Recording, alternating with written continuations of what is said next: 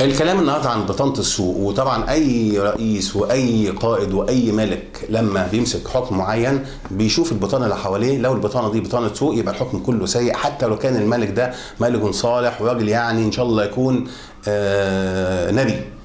ما دام البطانه اللي حواليه اللي هي بتحتك بالناس بطانه سوق، فالمسائل بتبقى بايظه خالص. يعني مش عايز اقول البطانه، هقول المستشارين بتوع الرئيس اللي اشاروا عليه من اول ما مسك الحكم عمل ايه. اول حاجه خلوه ان هو قرار بعد ما اقسم على احترام الدستور والقانون، خلوه يرمي بقى الدستور خالص وخلصنا من القصه دي. واعلن اعلان الدستوري الاولاني بالغاء الدستور اللي هو التكميلي بتاع الجيش، ومشي الموضوع على كده، فده ما فيش فيه احترام للدستور. الحاجه الثانيه قرار اعاده مجلس الشعب، وقرار اعاده مجلس الشعب المنحل طبعا ده وقفوا عليه ضد محكمه وحكم محكمه والدنيا هاجت، فابتدى يتراجع عنه. الحاجه الثالثه عزل النائب العام، والقرار اللي هو الاعلان الدستوري الكارثي المؤله الذي ارتكب به الخطا اللي ودى الدنيا في داهيه. اللي بعد كده اشاروا عليه ان هو يمرر الدستور، مع ان كان في فتره عجله، والجميع يقول لك كده، حتى الناس اللي هم الملتزمين المسلمين يقول لك احنا في الفتره الاخرانيه تعجلنا، وكان في كام قرار كده احنا يعني عملناه يعني متسرعين، فده فعلا عايز ان احنا نقعد ونتناقش فيه. هو مرره وقالوا له استنى شهر ولا حاجه عشان نعمله، لا مرره وعمل الهيصه اللي حاصله بالدستور.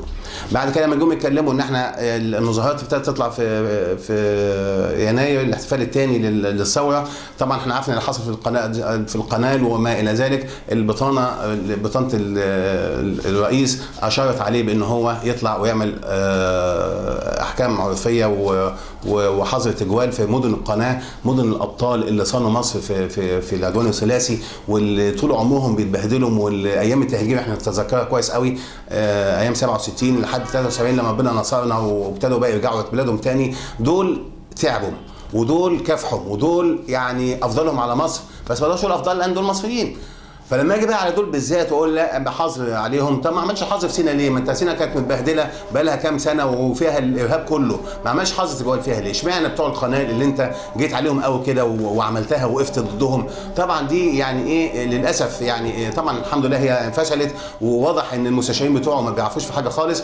اخر حاجه عايز اعرج عليها موضوع لما ناقشوا باكينام الشرقاوي، بتتكلم دلوقتي في الموضوع جبهه الانقاذ عايز تتكلم في حاجه وعزل الحكومه، وقلت لك لا، عزل الحكومه ده صعب قوي ان احنا نعمله دلوقتي. فكرتني بزكي طليبات الله يرحمه في فيلم صلاح الدين الايوبي لما كان مع رشا، اوقعه خطا بسيط، نفس اللف والدوران بتاع الناس اللي هم اللي كده، تقول لك لا اصل الحكومه عشان نعملها هيبقى في مجهود، عشان هي حكومه تسهيل عمل، ولما يبقى الانتخابات تبان هنبقى نعمل حكومه ثانيه ونشوف نعمل، كله مهيصه.